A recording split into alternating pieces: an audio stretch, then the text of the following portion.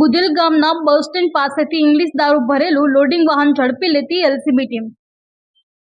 English દારૂની નાની મોટી બોટલો અને બિયર તેમજ લોડિંગ વાહન મળી કુલ રૂપિયા 12,72,272 મુદ્દામાલ સાથે એક ઇસમને ઝડપી લીધો। એક ફરાર।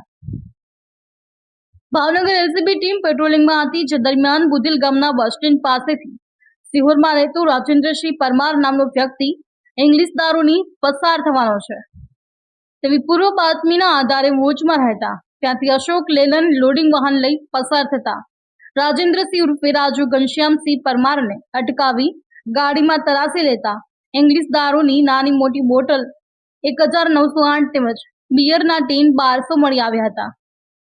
તેમજ આ મુદ્દામાલ સિહોરમાં રહેતો ભાવેશ જેઠાભાઈ ચાવડા નામના વ્યક્તિનો હોય।